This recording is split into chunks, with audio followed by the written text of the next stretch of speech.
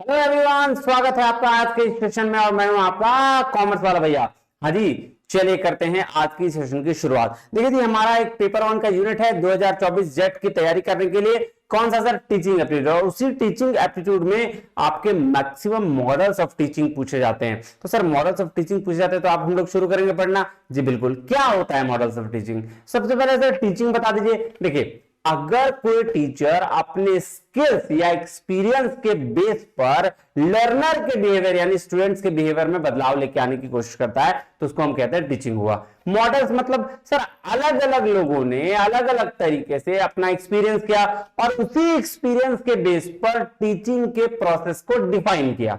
नहीं जी, जैसे मेरा एक्सपीरियंस हुआ, मेरा कुछ प्रोसेस हुआ, मैंने प्लानिंग किया, मैंने काम कैसे किया, वो सारा मॉडल जो है प्रोसेस ऑफ टीचिंग को ही डिफाइन करता है। बस अलग अलग लोगों ने कहा है, इसकी हमें चर्चा डिटेल में करनी क्योंकि सवाल इससे पूछे जाते हैं। ज्यादा लेट ना करते हुए चलते हैं क्लास पे, देखते हैं। आइए चलिए सर, क्लास शुरू करने से पहले ये बता दीजिए कि नोट्स कहां मिलेगा। तो उसके लिए टेलीग्राम चैनल है हमारा कॉमर्स वाला भैया भाई NWB, इसको ज्वाइन करिएगा।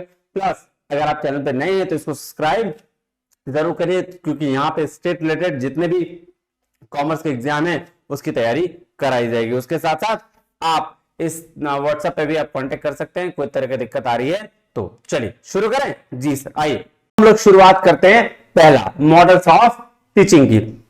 अगर हम मॉडल्स ऑफ टीचिंग की बात करें, सबसे पहला मॉडल जो है जॉइस और व्हील ने मिलकर डिजाइन किया है एक प्रोसीजर जिसको इंप्लीमेंट करना है। कैसे? As a instruction model. कैसे करना है? इंस्ट्रक्शन की कैसे एक टीचर इंस्ट्रक्शन देता है। तो भैया पहला जो मॉडल होगा क्या है? Fundamental elements of teaching model. देखो क्या इन्होंने बोला ये कि फंडामेंटल एलिमेंट्स है, ये सब चीजों को आपको ध्यान में रखना पड़ेगा। तो सबसे पहला इन्होंने बात करा, अगर मैं इसको शॉर्ट फॉर्म में बोलूं तो इसको हम लोग कहते हैं FSSRSA, यही कहते हैं। ठीक है, मतलब FSSRSA क्या होता है सर? देखिए, F रिप्रेजेंट करता है फोकस को, S रिप्रेजेंट करता है सिंटेक्स को, S रिप्रेजेंट करता है फिर सोशल सिस्टम को, फिर R रिप्रेजेंट करता है रिएक्शन को, फिर S सपोर्ट सिस्टम और लास्ट में एप्लीकेशन। कुछ समझ नहीं आया सर? है ना? अब समझाता हूं। देखो, जब भी आप पढ़ाने जा रहे हो, बीइंग अ टीचर, आप भी क्या करोगे? फ्यूचर में पढ़ाओगे जी। तो ये जॉइस और व्हील ने कहा कि भाई साहब जब भी आप पढ़ाने जा रहे हो तो अपना फोकस सेंट्रल एस्पेक्ट बताओ कि क्या आप पढ़ाओगे। दैट मीन्स आपकी ऑब्जेक्टिव ऑफ टीचिंग क्या होगी, आप क्या ऑब्जेक्टिव लेकर टीचिंग कराने जा रहे हो। तो पहला चीज दैट इज फोकस, तो उसको उन्होंने फोकस का नाम दिया। दूसरा है सिंटेक्स।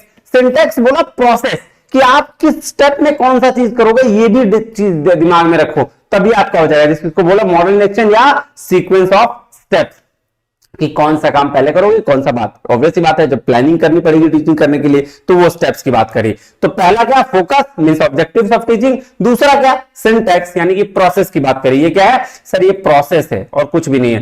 तीसरा इन्होंने बात करा सोशल सिस्टम का। अब सोशल सिस्टम क्या होता है? देखो, relation of between student and teacher. अगर स्टूडेंट और टीचर के बीच का रिलेशन आप मेंटेन कर लोगे, और टीचर जानते हो एक टीचर जो होता है ना, उसको पता होता है कि स्टूडेंट के साथ रिलेशन बिल्ड कैसे करना है, और इसीलिए उन्होंने तीसरा दिया क्या कि सोशल सिस्टम को बिल्ड करना है। आपको एक रिलेशन बिल्ड करना है किसके साथ? स्टूडेंट के साथ, जिससे आपको क्या होगा? टीचिंग इफेक्टिव होगा।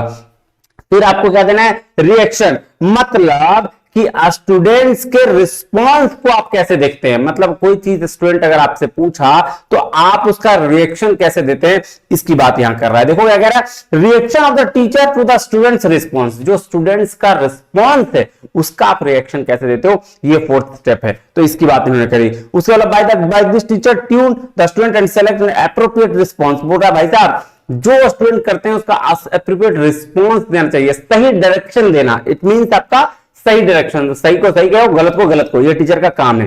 तो पहला स्टेज फोकस यानी कि ऑब्जेक्टिव ऑफ टीचिंग, दूसरा सिंटैक्स यानी प्रोसेस भी ध्यान में रखो, तीसरा सोशल सिस्टम मतलब स्टूडेंट और टीचर रिलेशन बिल्ड करो, चौथा रिएक्शन डायरेक्ट कि स्टूडेंट का रिस्पॉन्स एक टीचर कैसे देता है। फिर सपोर्ट सिस्टम। अगर सपोर्ट सिस्टम की बात करें तो जो एडिशनल रिक्वायरमेंट्स है, क्या है एडिशनल रिक्वायरमेंट्स, जो उनके क्या कह रहा है बियॉन्ड यूजुअल कैपेबिलिटीज है ना, जो उनके कैपेबिलिटीज या टेक्निकल फैसिलिटी के बियॉन्ड में है, ताकि हम उसको इंप्लीमेंट कर सकें। तो उसकी बात कर रहा है कि नेक्स्ट सपोर्ट सिस्टम क्या होना चाहिए कि भाई जब आप स्टूडेंट को टीचिंग से रिलेटेड सपोर्ट तो करो ही, इसके अलावा एडिशनल चीजों पे भी सपोर्ट करो, क्योंकि टीचर का काम स्टूडेंट को सिर्फ पढ़ाना नहीं होता, टीचर का एक काम एक स्टूडेंट को अच्छा व्यक्तित्व बनाना होता है। तो ये बात तो है। उसके बाद एप्लीकेशन, अब जो भी चीजें आपने स्टूडेंट को सिखाई है वो उसको अपने रियल लाइफ में अलग अलग सिचुएशंस में अप्लाई कर सके। तो ये क्या था, FSSRSA,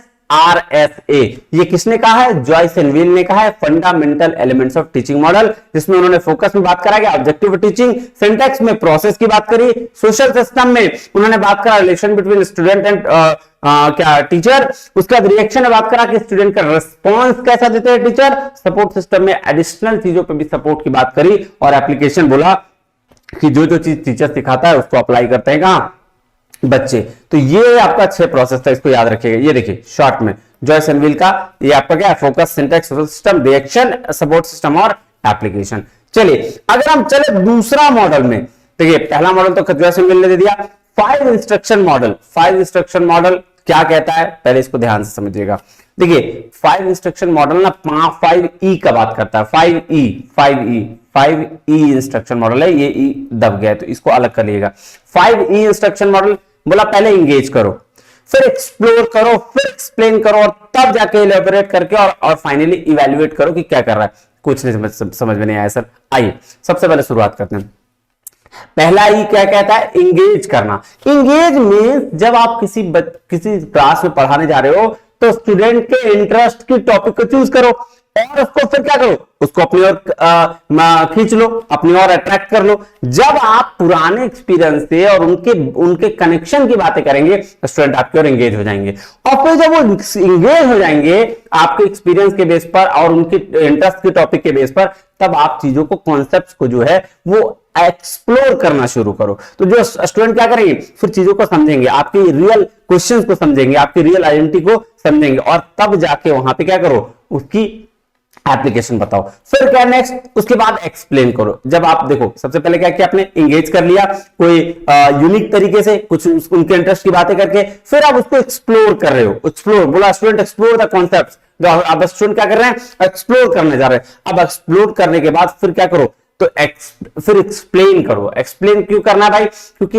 स्टूडेंट ने तो सोच लिया कि भाई ये हो गया, ऐसे करेंगे सर, ये पढ़ा रहे हैं सर, वो पढ़ा रहे हैं।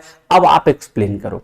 एक्सप्लेन करने का मतलब क्या हुआ कि आप डायरेक्टली बता दो कि देखो ये चीज था, इसमें ये बेनिफिट्स है, इसमें ये बेनिफिट्स है, इसमें ये बेनिफिट्स है। फाइनली एक्सप्लोर करने के बाद क्या बोला, देखो direct instruction phase presented in a collaborative fashion, vocabulary, एक मिनट मैं इसको चेंज कर लूं, vocabulary is defined and concepts are explain. देखो इंगेज में आपने इंगेज तो कर लिया बच्चों को अपने अपने यूनिक तरीके से।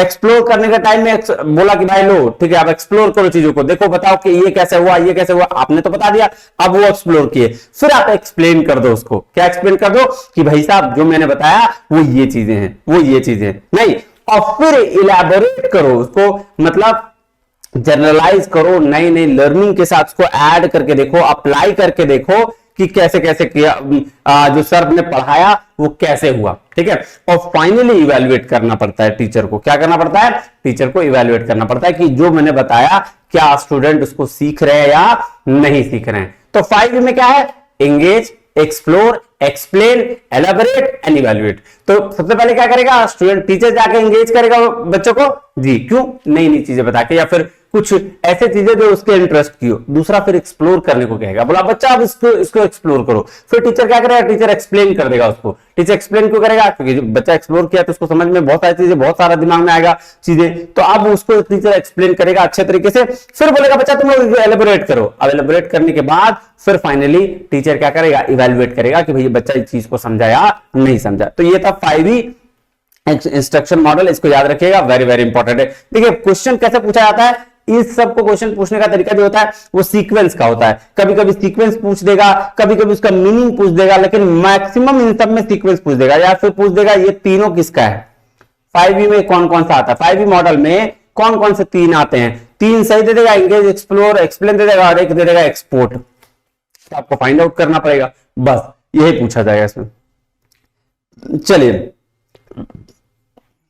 सॉरी, थर्ड नंबर है गैगने इवेंट ऑफ इंस्ट्रक्शन मॉडल। देखो ये चाचा जो है ना, ये चाचा बहुत बढ़िया चाचा है, क्योंकि इन्होंने एक इंस्ट्रक्शन मॉडल को बहुत अच्छे तरीके से डिफाइन किया है। इन्होंने ये बता दिया कि इस प्रोसेस लिटरली टीचिंग का कैसा होना चाहिए। कैसा होना चाहिए सर?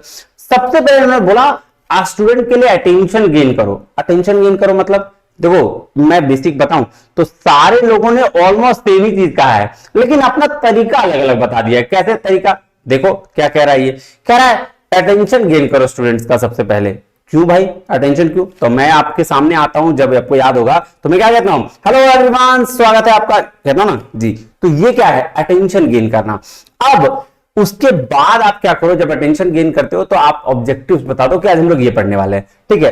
फिर उसके बाद बताओ कि आप क्या कर चुके हो, प्रायर लर्निंग, पहले स्टिमुलेट, रिकॉल, प्रायर लर्निंग, मतलब कल आप क्या पढ़ाए थे, और फिर आप पढ़ाना आज जो है वो पढ़ाना शुरू करिए, प्रेजेंट करिए कंटेंट को। फिर उसके बाद आप लर्निंग का गाइडेंस दीजिए कि भैया देखो ये चीज हो गया बच्चा, अब आपको ये काम करना है। फिर परफॉर्मेंस को एलिसिट करिए, फीडबैक दीजिए कि आपने सही किया कि नहीं किया। फिर उसकी परफॉर्मेंस को एसेस करिए, यानी कि लास्ट में टेस्ट लीजिए, और उसके बाद इनहेंस करिए रिटेंशन को, ट्रांसफर टू दी जॉब, ताकि वो रिटेंशन जो उसने सीखा है वो जॉब में ट्रांसफर हो सके। तो ये इन्होंने मॉडल दिया गैगने ने, गैगने इवेंट ऑफ इंस्ट्रक्शन मॉडल में ये बात कही गई है। एक छोटा सा चार्ट है, इसको भी आप देख लीजिएगा। आइए मैं आपको यहाँ 9 इवेंट्स ऑफ गैगने, ये यहाँ पे ना और अच्छे से क्लियर लिखा हुआ है, मैं आपको इसको और अच्छे से समझाने की कोशिश करता हूं। देखो क्या बोला, गेन अटेंशन मतलब क्या बोल रहा है, start lesson with a dramatic video clip, या फिर कोई चीज से, कोई आप ड्रामेटिक वीडियो से बना सकते हो, या फिर कुछ स्टूडेंट को सोचने के लिए दे सकते हो, जैसे आप क्लास में एंट्री लेते हो। अच्छा बच्चे बताओ ये कैसे होता है, ठीक है। तो ये किसने कहा, गैगने ने कहा है। तो सबसे पहले अटेंशन गेन करना है, कैसे? चाहे तो कुछ ड्रामेटिक वीडियो चला दो, चाहे कुछ आप उससे सवाल पूछो जिससे बच्चे को सोचना पड़ जाए, ठीक है। उसके बाद tell the learner the learning objectives. अब लर्निंग ऑब्जेक्टिव्स बताओ कि वो क्या सीखेंगे, क्या आज के क्लास में होगा वो। So an example what they are able to do end of the session. बोल रहा है ये एग्जांपल बताओ कि आप क्लास के अंत में क्या क्या चीज सीख जाओगे, मतलब ऑब्जेक्टिव्स बताना सीधा सीधी। उसके बाद स्टिमुलेट प्रायर लर्निंग, मतलब बोल रहा है कि recall questions about previous learning, की क्या क्या उसने प्रीवियस में सीखा उसके बारे में बता दो, ठीक है। चलो कह रहा है प्रेजेंट द लेसन। अब आप लेक्चर, वीडियो, डेमोन्स्ट्रेशन जो देना चाहते हो अब मटेरियल को दो, ठीक है। उसके बाद प्रोवाइड लर्नर गाइडेंस, मतलब स्टूडेंट को अलाउ करो to practice what has been learned and while teacher fail. बोल रहा है कि अब स्टूडेंट्स को बोलो कि भैया हम तुमको ये पढ़ा दिए, अब तुम इसको बताओ क्या क्या चीजें हुआ। और इलिसिट परफॉर्मेंस, उसके बाद क्या हुआ, बोल student gives task to do independently to see if they have learned what was. तो बोल रहा है परफॉर्मेंस को इलिसिट करने के लिए आप क्या करिए, आप हर एक इंडिविजुअल को कुछ ना कुछ टास्क दीजिए। तो उससे क्या होगा, उसे ये पता चल पाएगा कि बच्चा वो सीख पाया है या नहीं सीख पाया है। और लास्ट में provide feedback, let student know how they did. बोल रहा स्पेसिफिक फीडबैक भी लीजिए, उनसे पूछिए कि क्या ये सीख पाया या नहीं सीख पाया। और एसएस परफॉर्मेंस में फिर फाइनल आप क्या करिए, इवैल्यूएट करिए स्टूडेंट का परफॉर्मेंस को इंडिपेंडेंट बेसिस पर कि कौन बच्चा कितना सीखा है, और उस बेसिस पर फिर आप काम करिए। और इनहेंस रिटेंशन एंड ट्रांसफर का मतलब हुआ कि जो चीजें वो सीख गया अब उसको आप रखिए फ्यूचर के लिए। तो ये काम, ये पूरा 9 इवेंट जो है इन्होंने बता रखा है, ठीक है। ये मतलब बेसिक सा चीज है कि एक टीचर कैसे प्रोसेस करता है अपने टीचिंग प्लान को, ठीक है। ये गैगने भी चले गए। अब आ जाइए मेरिल्स के प्रिंसिपल ऑफ इंस्ट्रक्शन पर। तो मेरिल्स ने पढ़ाई की बात करी है ना, PADAI। सर क्या बोल रहे हो पढ़ाई? तो पढ़ाई मतलब होता है, इन्होंने प्रॉब्लम सेंटर्ड का बात करा है। प्रॉब्लम सेंटर मतलब कि कोई भी जो लर्नर हैं वो क्या होते हैं, वो इंगेज होते हैं रियल वर्ल्ड के प्रॉब्लम में। देखो क्या कह रहा है प्रॉब्लम सेंटर में कि learners are engaged in solving real world problems. तो लर्नर कहां इंगेज होते हैं, इन्होंने रियल वर्ल्ड की बात करी है। मेरिल्स ने क्या कहा, रियल वर्ल्ड प्रॉब्लम सेंटर की बात करी। तो उन्होंने बोला लर्नर जो इंगेज होता है वो रियल वर्ल्ड के प्रॉब्लम में होता है। फिर उस हिसाब से एक्टिवेशन होता है, मतलब जो एग्जिस्टिंग नॉलेज है उसको एक्टिवेट किया जाता है क्या, नया नॉलेज बनाने के लिए। ऑब्वियसली बात है, जो चीज आपके पास है उसी को ना यूज करोगे नई चीजों को ढूंढने के लिए जी, तो उसको एक्टिवेशन बोलते हैं। फिर है डेमोन्स्ट्रेशन, मतलब अब होता है शो मी, अब दिखाओ मुझे जो आपने नया नॉलेज बनाया, जो डेमोन्स्ट्रेट किया, वो लर्नर को बताओ। फिर उसको अप्लाई करो, बोल रहा न्यू नॉलेज को अप्लाई कराओ किसके द्वारा, लर्नर के द्वारा और फिर इंटीग्रेट करो। इंटीग्रेट मतलब उसको लर्नर के वर्ल्ड में जोड़ो, उसके साथ कनेक्ट कर दो। तो ये इसीलिए इन्होंने मैंने बोला पढ़ाई, problem centred, activation, D for demonstration, A for application और आई फॉर इंटीग्रेशन। क्या बोला इन्होंने, फिर से समझ लो। इन्होंने बोला कि रियल लाइफ को प्रॉब्लम को क्या करो, इंगेज करो, जो रियल लाइफ प्रॉब्लम है। उसके बाद अपनी जो एक्सपीरियंस है, जो नॉलेज है, एग्जिस्टिंग नॉलेज, उस बेस पर नया नॉलेज बनाओ, ठीक है। और नया नॉलेज जो बना लिया फिर उसके बेस पर लर्नर को पढ़ाओ, और लर्नर को पढ़ाने के बाद जब आप हो गया तो उसको पूछो कि क्या उस लर्नर ने अप्लाई किया कि नहीं, अप्लाई कर नया नॉलेज को, और फिर उसको इंटीग्रेट कर दो लर्नर के वर्ल्ड से। तो ये बेसिक चीज है, हम लोग जब पढ़ाते हैं ना तो यही काम करते हैं। देखो जब भी कोई पढ़ाई करानी होती है, जब भी कुछ पढ़ाना होता है, तो हम लोग क्या करते हैं कि आसपास चीज को देखते हैं, ठीक है। हम लोग देखते हैं कि रियल वर्ल्ड में प्रॉब्लम्स को, और उसको ना एग्जिस्टिंग नॉलेज, जो हमारे पास नॉलेज है उस बेस पर हम एक नया नॉलेज खड़ा करते हैं, और नया नॉलेज खड़ा करते हैं फिर हम डेमोन्स्ट्रेट करके बताते हैं कि देखो बच्चा इसको ना ऐसे यूज किया जाता है, और इसको यूज करने के बाद फिर बोलते हैं अच्छा तुम समझ गए इस चीज को कहां यूज करना है, और फिर एप्लीकेशन करते हैं, और फाइनली जाके हम फिर उसको बोलते हैं कि देखो इस नॉलेज को इस तरीके से इस वर्ल्ड में अप्लाई किया जा सकता है। बात समझ में आया जी सर। चलिए उसके बाद पांचवा मॉडल जो है वो है एडी मॉडल। क्या है, एडी मॉडल। अब एडी मॉडल क्या है, ये भी 5 तरीके की बात करता है। क्या क्या 5 तरीके की बात करता है भाई, देखो एडी मॉडल 5 तरीके की बात करता है, जिसमें वो ये भी क्या है, प्रोसेस ही एक तरह सा। इसमें पहला बात है एनालाइज, पहला वो एनालाइज करता है, फिर डिजाइन, फिर डेवलप, फिर इंप्लीमेंट, और तब जाके इवेल्युएट करता है। तो सबसे पहले डिजाइन एनालाइज करने का मतलब है कि कहां गैप है, बच्चे क्या सीखना चाह रहे हैं, है ना, कि किस चीज में उसका इंटरेस्ट है, टारगेट ऑडियंस कौन है, इट मींस क्या वो सीखना चाह रहे हैं वही पूछ रहा है। तो एनालिसिस क्या करना है कि what are the current knowledge gaps, कि क्या कमी, क्या उनको नहीं आता है, मेरा ऑडियंस कौन होगा, और लर्निंग एनवायरनमेंट कैसा होगा, क्या क्या होगा लर्निंग एनवायरनमेंट। जब ये डिसीजन हो जाता है तो फिर डिजाइन करते हैं क्या, कि लर्निंग का ऑब्जेक्टिव क्या होगा, वही फोकस जी। उसके बाद एक कोर्स बनाते हैं, method of learning decide, teaching decide करते हैं किस मेथड से करेंगे, और फिर एक स्टूडेंट को कैसे प्रोग्रेस करेगा कोर्स के थ्रू, ये डिसाइड करें। तो इसको डिजाइन के अंतर्गत सारा चीज रखा गया। फिर डेवलप करते हैं, फेज 3 में क्या होता है, डेवलप करते हैं कि क्या बोला, page 3 deals with the building course out of the original prototype और स्टोरी बोर्ड। देखो डेवलप मतलब जो अभी तक आपने डिजाइन एनालिसिस किया था उसको आप रियल में लेके आते हो, ओरिजिनल कंटेंट में। जो प्रोटोटाइप था उसको आप क्या कर रहे हो, उसको स्टोरी बोर्ड पे लेके आ रहे हो, उसको पॉलिश कर रहे हो, प्रोफेशनलिज्म लेके आ रहे हो, है ना, और उसमें कंटेंट को क्या बोलते हैं, रियल वर्ल्ड में लेके आना, ठीक है। उसके बाद जब यहां आप डेवलप कर लिए प्रोडक्ट, यानी कि आपका कोर्स डिजाइन हो गया, डेवलप्ड हो गया, अब आप उसको इंप्लीमेंट करते हो। इंप्लीमेंट कहां करते हो, स्टूडेंट के साथ शेयर करते हो, है ना, जो आपका कोर्स है वो सारा शेयर करते हो। देखो इसका बेस्ट एग्जांपल बताऊं, बहुत जैसे मान लो फॉर एग्जांपल मैं अभी ये देख रहा हूं कि कहां नॉलेज गैप है, फिर मैंने डिसाइड किया भैया कि ऐसे ऐसे मुझे पढ़ाना है, फिर मैं ऐप बनाऊंगा, फिर ऐप बना के आपको क्या करूंगा, आपको बोलूंगा डाउनलोड करो, जाओ उसमें पढ़ो, उसमें देखो बहुत सारी चीजें हैं, और फिर फाइनली मैं इवेल्युएट करूंगा कि क्या मेरा ऐप काम कर पा रहा है सही से या नहीं कर पा रहा है। तो ये एनालाइज, डिजाइन, डेवलप, इंप्लीमेंट और इवेल्युएट उसी के लिए, ठीक है जी सर। चलिए ये हो गया पांचवा। छठा अगर हम आ जाएं, छठा है स्टीम लर्निंग। स्टीम लर्निंग देखो सारे अप्रोच को एक साथ मिला के कहा गया है, साइंस, ठीक है, उसके बाद टेक्नोलॉजी, इंजीनियरिंग, आर्ट्स एंड आपका मैथ्स, ये सारे चीज को लेकर मिला के कहा गया है। देखो है ना, ये 5 चीजों की बात करता है। किसकी बात करता है, STEAM education is approach to teaching and learning that combine science, technology, engineering, arts and maths to guide student inquiry, discussion and problem solving education. Experts से STEAM education is about more than developing a practical skills alone. It also has sufficient to develop capacity to. देखो बात ये कह रहा है कि steam education जो है वो सारा चीज को एक साथ लेके चलता है। किसको किसको, साइंस, टेक्नोलॉजी, इंजीनियरिंग, आर्ट्स और मैथ्स को, ठीक है। बस इसमें ये याद रखना है, इससे ज्यादा और कुछ में याद नहीं रखना है। चलो अब है SAMR मॉडल। SAMR मॉडल इसको बोलते हैं सब्स्टिट्यूशन, ऑगमेंटेशन, मॉडिफिकेशन और रिडेफिनेशन। देखो सब्स्टिट्यूशन में क्या होता है ना, इस चार्ट से समझो। सब्स्टिट्यूशन में क्या होता है, टेक्नोलॉजी को डायरेक्ट सब्स्टिट्यूट माना जाता है, मतलब ये इनहेंसमेंट के लिए होता है और ये ट्रांसफॉर्मेशन के लिए होता है, ये दोनों। तो सब्स्टिट्यूशन में क्या होता है कि टेक्नोलॉजी को, ये ऐसा SAMR मॉडल कहता है कि टेक्नोलॉजी एक्ट करता है डायरेक्ट सब्स्टिट्यूट के रूप में, ठीक है, मतलब कोई इंप्रूवमेंट, कोई इंप्रूवमेंट नहीं, विद नो फंक्शनल इंप्रूवमेंट, ठीक है। और ऑगमेंटेशन डील करता है डायरेक्ट सब्स्टिट्यूट के रूप में, बट इसमें फंक्शनल इंप्रूवमेंट होता है। ठीक है, यहां नो फंक्शनल इंप्रूवमेंट, यहां फंक्शनल इंप्रूवमेंट, लेकिन टेक्नोलॉजी दोनों में है। ठीक है, ये हो गया इनहेंसमेंट की। इन ट्रांसफॉर्मेशन में क्या होगा, यहां पे मॉडिफिकेशन होगा, मतलब टेक्नोलॉजी अलाउ करता है सिग्निफिकेंट टास्क रिडिजाइन के लिए, और ये जो है रीडिफिनिशन जो है यहां करता है कि भैया अलाउ करता है नया टास्क जो न्यू टास्क के लिए, यहां रीडिजाइन कर लो, यहां न्यू टास्क डेवलप कर लो, है ना। यहां क्या, यहां फंक्शनल इंप्रूवमेंट, यहां नो फंक्शनल इंप्रूवमेंट, बात खत्म। कोई दिक्कत नहीं, कोई दिक्कत नहीं। चलिए ये देखिए, यहां पे भी देख लीजिए, सेम चीज है, सब्स्टिट्यूशन, ऑगमेंटेशन, मॉडिफिकेशन, रीडेफिनेशन। तो यहां क्या था सर, यहां नो फंक्शनल इंप्रूवमेंट,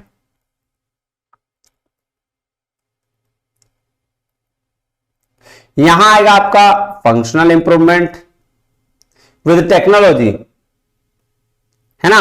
यहां है टास्क रीडिजाइन,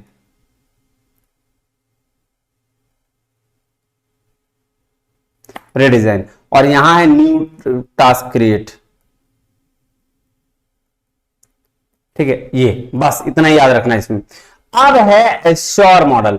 एश्योर मॉडल क्या कहता है, analyse the learners state objectives, मतलब ऑब्जेक्टिव्स बनाओ, फिर सेलेक्ट करो मेथड, मीडिया और मटेरियल्स किसके थ्रू करोगे, फिर यूटिलाइज करो टेक्नोलॉजी को, मीडिया मटेरियल्स को, फिर रिक्वायर लर्नर पार्टिसिपेशन की, लर्नर कहां पार्टिसिपेट करेगा और इवेल्युएट करो, फिर उसी चीज को रिवाइज करो। तो ये एक प्रोसेस, ये भी एक प्रोसेस है। आ जाओ देखो क्या कह रहा है, क्या कहते हैं, देखो ASSURE model is an instruction system. क्या है, इंस्ट्रक्शन सिस्टम है या गाइडलाइन है जो that teachers can use to develop lesson. Teacher क्या किसके लिए यूज कर सकते हैं, लेसन को डेवलप करने के लिए, लेसन प्लान को, which integrate use of technology and media, जो टेक्नोलॉजी और मीडिया से इंटीग्रेट है, मिला हुआ है। मतलब ये बात करें तो टेक्निकल चीजों की बात कर रहा है कि टेक्निक आपका मीडिया और टेक्नोलॉजी को यूज करते हुए आप कैसे एक प्लान जनरेट कर सकते हो टीचिंग का। ठीक है, उसकी बात कर रहा। आ जाओ शुरू करते हैं। एश्योर मॉडल में सबसे पहले क्या बोला, सेमेस्टर से पहले क्या करना है, एनालाइज करना है लर्नर्स को, मतलब कि ऑडियंस कौन है, लर्निंग स्टाइल्स क्या होगा, एंट्री कॉम्पिटेंसीज क्या होगी, डेमोग्राफिक क्या होगा, ये सारा सेमेस्टर बच्चे आने से पहले आप इसको एनालाइज कर लो। अब ऑब्जेक्टिव्स बता दो, कब, प्रिपरेशन प्रायर टू इंस्ट्रक्शन, जब आप इंस्ट्रक्शन देने जा रहे हो, क्लास में पढ़ाने जा रहे हो, उससे पहले आपको ये बात करना पड़ेगा कि what do students lead to learn, student क्या पढ़ना को पढ़ाओगे। कोर्स रूब्रिक्स बोलते हैं इसको, कि concept, proficiency, condition to performance, ये क्या होगा। फिर जब इंस्ट्रक्शंस बिगिन होगा, जब आप शुरुआत करोगे पढ़ाना, तो आपको पता होना चाहिए सिलेक्शन मेथड, मीडिया मटेरियल्स क्या होगा, कि इंस्ट्रक्टर क्या यूज करेंगे, है ना। देखो select instruction material, produce new material, repurpose existing material, क्या करना है ये बात इनको पता होना चाहिए। यहां ये थर्ड मेथड में उन्होंने बोला। फिर बोला यूटिलाइज मेथड मीडिया मटेरियल, मतलब इंस्ट्रक्टर्स, यहां इंस्ट्रक्शंस बिगिन होता है, शुरुआत होता है। ठीक है, ये दोनों एक ही प्रोसेस में आ गया, सेलेक्ट करना मेथड मीडिया मटेरियल और यूटिलाइज करना इसको, तो दोनों क्या है, इंस्ट्रक्शन बिगिन का है।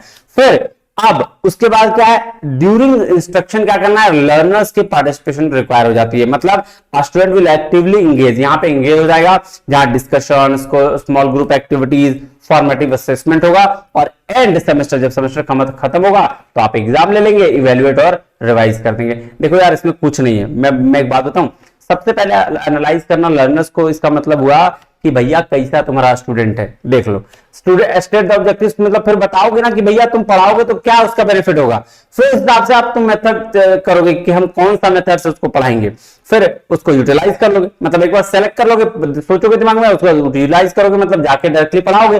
फिर लर्नर का पार्टिसिपेशन देखोगे कि लर्नर कहां कहां पार्टिसिपेट कर रहा है, और फिर जाके जब कंप्लीट सब हो जाएगा तो उसको इवेल्युएट कर लोगे और रिवाइज कर लोगे, मतलब उसका चेक कर लोगे। ठीक है, चलो अब नेक्स्ट जो है instruction of 9 camp stage model, ये जो है 9 कैंप स्टेज मॉडल, एक मिनट रुकना यार,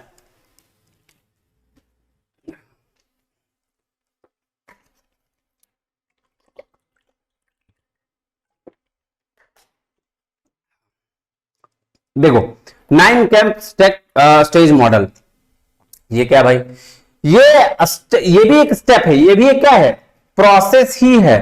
तो अब इसने किसने दिया, कैंप ने दिया। देखो सबसे पहले क्या करेंगे, सबसे पहले आइडेंटिफाई करेंगे इस इंस्ट्रक्शनल प्रॉब्लम्स को, स्पेसिफाई करेंगे गोल्स को कि भैया कैसा मेरा प्रोग्राम्स होगा। सेम चीज है, आइडेंटिफाई करेंगे इंस्ट्रक्शनल प्रोग्राम्स, मतलब हम बेस देखेंगे कि क्या क्या मेरा आने वाला है, एनालाइज करना ऑब्जेक्टिव्स को कि भैया क्या क्या, सॉरी एनालाइज करना इसको स्टूडेंट्स को, लर्नर्स को कि क्या क्या मेरा इंस्ट्रक्शनल प्रोग्राम होने वाला है। दूसरा क्या करना है, एग्जामिन करना है लर्नर के कैरेक्टरिस्टिक्स को that should receive attention during planning, ठीक है, ये ध्यान रखना है। तीसरा आइडेंटिफाई करना सब्जेक्ट कंटेंट कि क्या होगा, कौन सा चीज हम पढ़ाएंगे। फिर उसके बाद स्टेट करना इंस्ट्रक्शनल ऑब्जेक्टिव, भाई साहब अब बताओ लर्नर का ऑब्जेक्टिव क्या क्या वो सीख पाएगा, और उसके बाद सीक्वेंस करो कंटेंट को, हर मतलब एक दूसरे के साथ क्या बोलते हैं उसको, लिंक करो इच इंस्ट्रक्शन यूनिट को। और उसके बाद डिजाइन इंस्ट्रक्शनल स्ट्रेटजीज की भाई अब कैसे इंस्ट्रक्शन दोगे।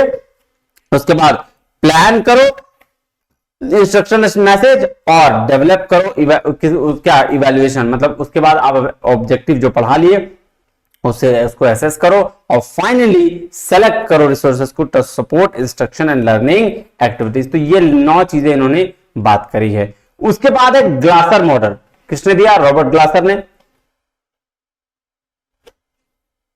सॉरी रॉबर्ट ग्लासर ने दिया भाई साहब कब, 1962 में दिया। तो इन्होंने क्या बोला, इंस्ट्रक्शनल ऑब्जेक्टिव्स की बात बोली, इंटरिंग बिहेवियर की बात बोली, इंस्ट्रक्शनल प्रोसीजर्स की बात बोली और परफॉर्मेंस असेसमेंट की बात बोली। ये 4 स्टेप में इन्होंने खत्म कर दिया। अब ये 4 स्टेप बड़ा इजी नहीं होने वाला है, आओ इसको समझते हैं थोड़ा डिटेल में। देखो Glaser basic teaching model was developed by Robert Glaser कब, 1962 में। इन्होंने क्या एक्सप्लेन किया, relationship between teaching and learning के बीच में इन्होंने रिलेशनशिप को एक्सप्लेन किया।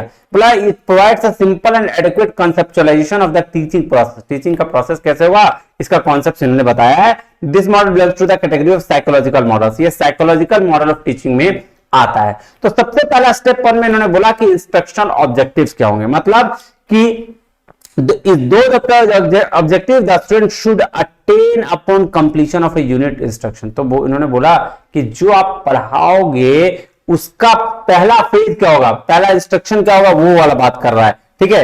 These objectives may be stated in general, specific और behavioral terms, ये भी हो सकता है। फिर उसके बाद बात करें एंटरिंग बिहेवियर, बोला हर लर्नर जो है इनिशियल के टाइम में जब वो टीचिंग लर्निंग प्रोसेस में एंटर करता है तो क्या होता है, थोड़ा इसको आपको डिटेक्ट करना है कि कैसा है। एंट्री बिहेवियर में चेक करना है कि स्टूडेंट कैसा है, वीक है, ज्यादा अच्छा है, ठीक है, नॉर्मल है। ये काम टीचर का है, ठीक है। इट कह रहा है it is just like a previous knowledge of a subject और performance of the learner in terms of educational abilities, ठीक है। नेक्स्ट क्या कर रहा है, इंस्ट्रक्शन प्रोसीजर्स देखना कि क्या क्या प्रोसेस आपको लगाना है उसको सिखाने के लिए। टीचिंग के प्रोसेस में क्या क्या चीज आपको लगाना है, क्या क्या चीज के थ्रू आप पढ़ाओगे। तो पहले आपको टीचिंग का प्रोसेस देखना है कि एक्टिव पार्ट क्या होगा, कौन सा मेथड लगाओगे, कौन सा प्रोसीजर लगाओगे, स्ट्रेटेजीज क्या होगा टीचिंग का, ये सारा चीज आपको देखना है 3rd स्टेप में। और चौथा स्टेप होगा परफॉर्मेंस असेसमेंट का, कि जो चीजें आपने पढ़ा दी, जो चीजें आपने बता दी, उसको आप टेस्ट कैसे लेके, कैसे उसको फीडबैक लेके सही करते हो। ये बात आपका 4 चीज था। चलिए उसके बाद नेक्स्ट मॉडल जो है वो है concept attainment model. Concept attainment model Jerome Bruner ने दिया है। Created concept attainment model teaching as a strategy, इन्होंने इसको स्ट्रैटेजी की तरह ट्रीट किया, ठीक है। इंडक्टिव टीचिंग स्टाइल है ये, जिसमें स्टूडेंट आइडेंटिफाई करते हैं कैरेक्टरिस्टिक्स को, ठीक है। इंडक्टिव टीचिंग स्टाइल मतलब जहां थ्योरी बनाते हैं नई तरीके से, है ना, उसको बोल रहे हैं। देखो क्या कह रहे हैं, ब्रूनर क्या थे, साइकोलॉजिस्ट थे who research how we think, जिन्होंने ये रिसर्च किया कि हम लोग सोचते कैसे हैं। इन 1956 में अपने को-ऑथर्स पब्लिश किया स्टडी ऑफ थिंकिंग, उन्होंने एक बुक पब्लिश किया study of thinking which outline concept attainment process, जिसने आउटलाइन किया गया कंसेप्ट अटेनमेंट प्रोसेस को। Learner perform better when they are permitted to reach their conclusions according to their research. तो इनके research के हिसाब से इन्होंने क्या बोला कि लर्नर परफॉर्म बेटर तब करते हैं जब उन्हें अपने कंक्लूजन के हिसाब से परमिट किया जाता है, मतलब वो कंक्लूजन अपने हिसाब से दे सकते हैं। क्या कह रहा है, inductive teaching methods are standard in today's classroom, आज के क्लासरूम में इंडक्टिव टीचिंग जो है वो बेस्ट मेथड है ना। तो let take a look how they work, कैसे वर्क कर रहा है ये इसको देखते हैं। आइए का सेलेक्ट क्या है, तो सबसे पहला क्या है, कॉन्सेप्ट का नाम क्या बोलिए, the name of the concept. दूसरा कह रहा है डेवलप करिए पॉजिटिव और नेगेटिव एग्जांपल्स। सबसे पहले कॉन्सेप्ट क्या है उसका नाम बताइए आप, फिर उसके बाद पॉजिटिव नेगेटिव एग्जांपल्स आप डेवलप करिए। फिर ये दोनों तो बोला था first two step should be completed by teacher prior to instruction, मतलब ये काम आपको कब कर लेना है, ये काम तब कर लेना है जब पढ़ाने जा रहे हो उससे पहले। अब पता चला क्लास में जा रहे हो क्या पढ़ाना बच्चा लोग पता ही नहीं है, तो ये ऐसा नहीं होना चाहिए। आपको पहले पता होना चाहिए कि कॉन्सेप्ट क्या होगा, उसके एग्जांपल्स डेवलप कर लेना, आपको बना लेना है पॉजिटिव नेगेटिव दोनों। उसके बाद थर्ड स्टेप होगा इंट्रोड्यूस द प्रोसेस। अब उसके बाद प्रोसेस स्टूडेंट के सामने आपको इंट्रोड्यूस करना है। फिर 4 नंबर पे प्रेजेंट करना एग्जांपल्स और उसके एट्रीब्यूट, क्या करना है एग्जांपल्स और एट्रीब्यूट प्रेजेंट करना है। फिर डेवलप करना है कॉन्सेप्ट का डेफिनेशन, और फिर एडिशनल टेस्ट एग्जांपल्स देने हैं, डिस्कस करना है कॉन्सेप्ट क्लास के साथ में, और उसको फिर इवेल्युएट करना। तो ये प्रोसेस था, जो 2 प्रोसेस है वो टीचर का पहले का प्रोसेस है जब वो क्लास में जा रहा है, बाकी जो प्रोसेस बताया गया वो बाद का प्रोसेस है, ठीक है जी। लास्ट में है एक इंडक्टिव मॉडल। इंडक्टिव मॉडल क्या है, हिल्डा टावर ने दिया है, इसको हिल्डा टावर मॉडल भी कहते हैं, है ना।